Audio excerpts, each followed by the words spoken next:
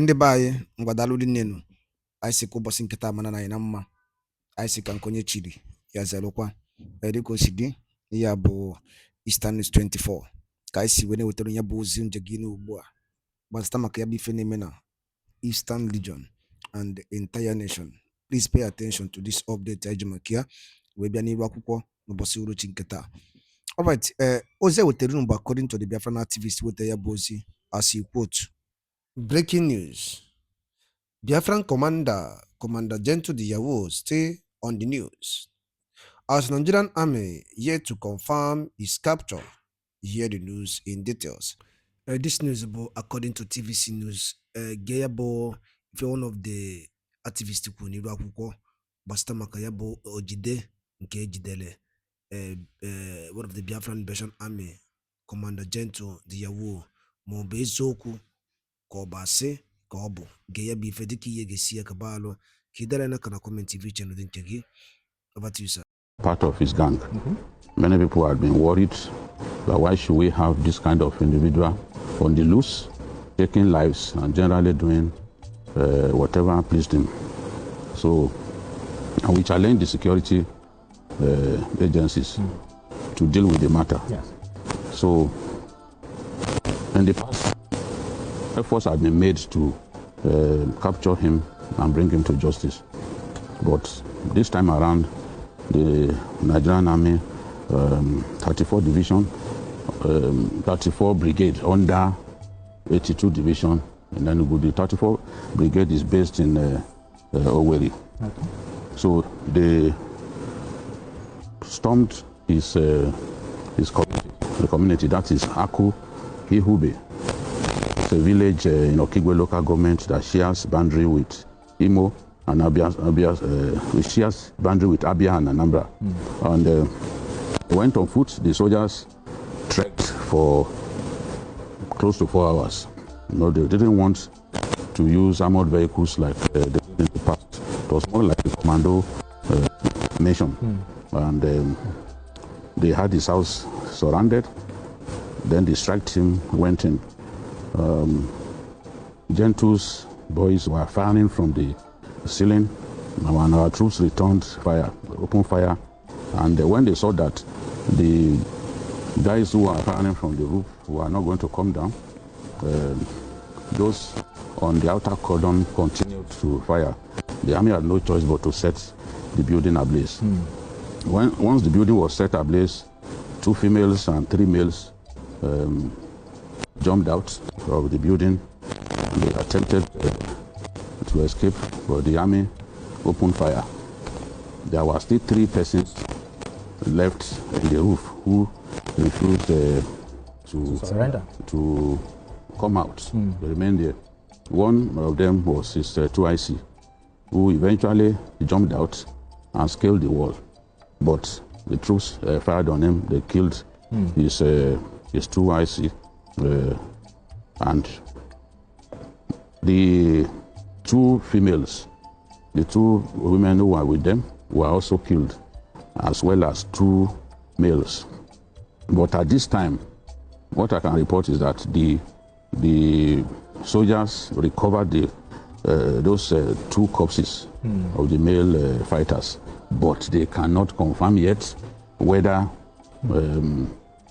Gentle the Yahoo was one of the persons who were killed, confirmed killed in the incident. But villagers who had been under ceaseless harassment from him confirmed that his 2IC was dead. They are still trying to confirm whether the 2 other guys. So we'll just wait as events. Yes, you know, we just have to wait and get confirmation. But we know that there was a big operation involving the Nigerian Army, the surface troops who entered this community through NATO village and had his house surrounded.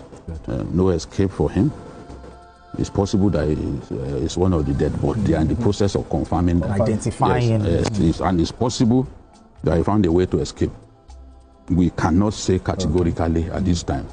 in the fullness of time, the true situation will be confirmed, and the Nigerian army will be able to tell us that this is the situation. They can confirm that Gentle, the Yahoo, has been killed. But we have to wait. Situations like this, post-operation examinations, you know, are being conducted in the whole area to know maybe even he suffered injuries and succumbed to his injuries.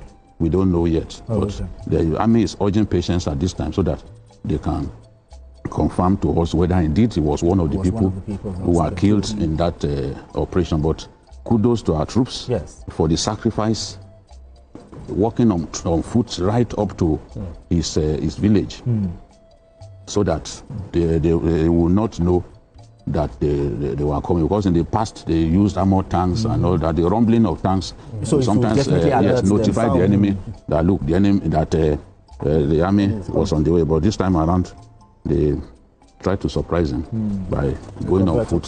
So it was a very brave effort on the part of our troops. And as I always say, no man is bigger than the Nigerian state.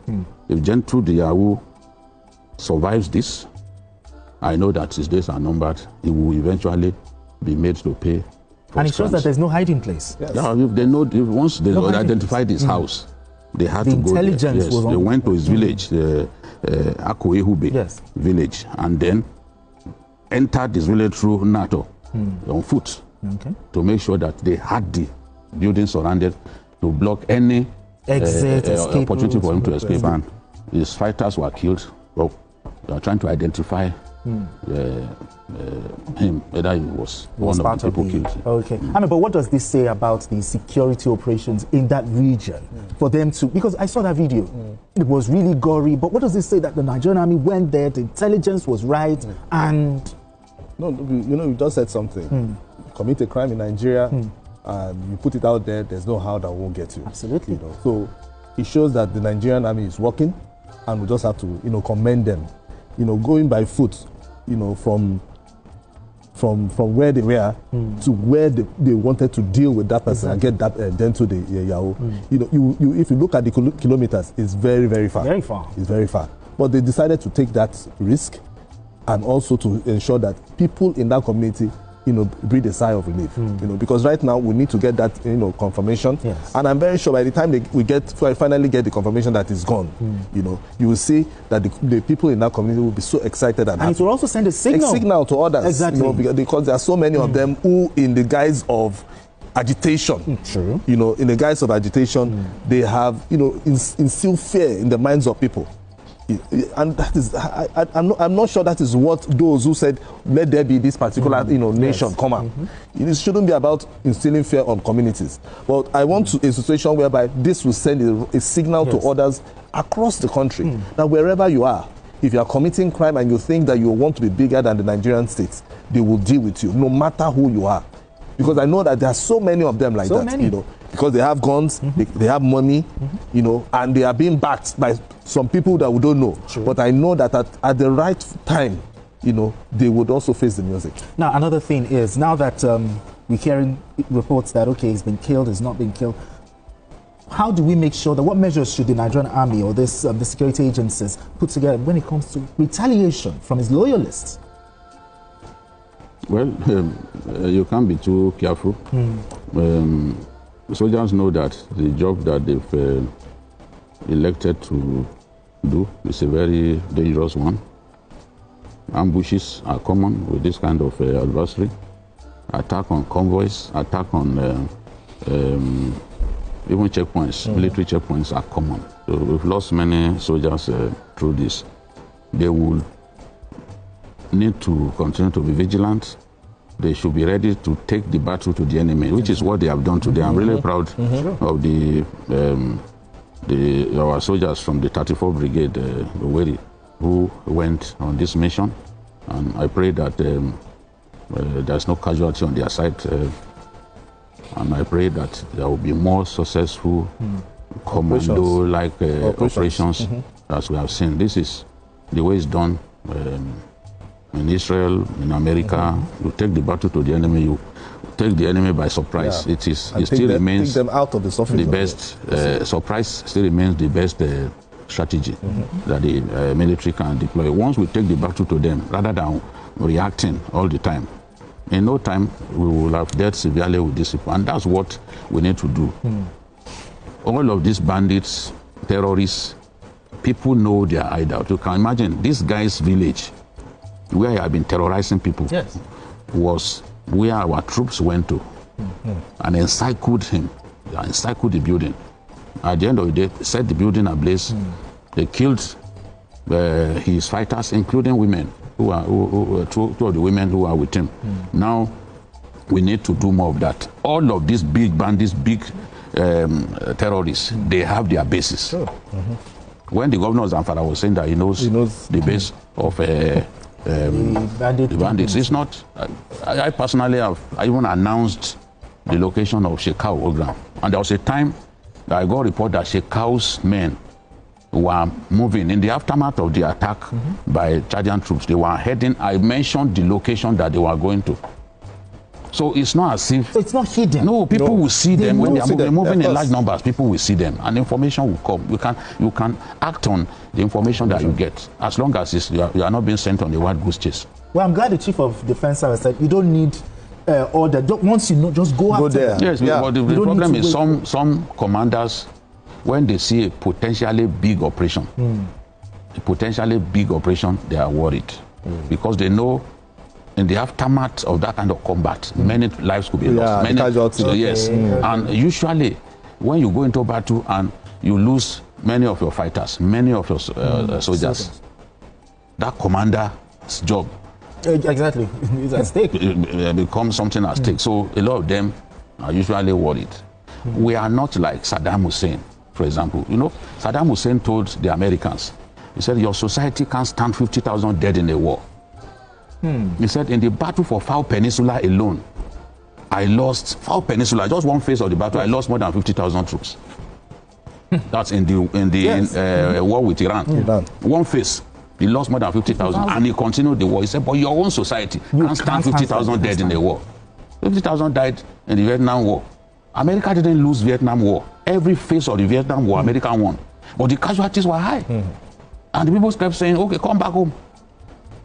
So this is the thing. As a war historian, I know that those big countries, their people don't want too much casualties. And when there's large casualties, they start saying, come home, come home. That's the thing. The people like Saddam, a big-time dictator, he had nothing to fear. Nobody will tell him, oh, yeah, stop fighting. No, he continued to fight.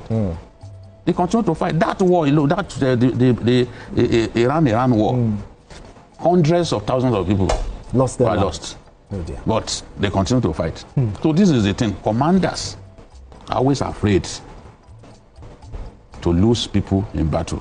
Some of the best commanders that we've had in Operation Hadinkai, they were doing very well, and then a setback came. A setback involving big loss of lives. They were removed. You can count some of those commanders, some of the most excellent soldiers that we've ever had, excellent officers. But the moment one big setback came, how many lives were lost? They will not remember the good ones, the successes. There was a general who built a road right into Sambisa. One of the finest officers.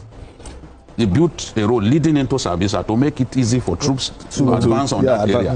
But there was one big setback, and that was it. But anyway, I wish we could talk about this more, but we have a lot of stories to chew on. All right, let's move straight.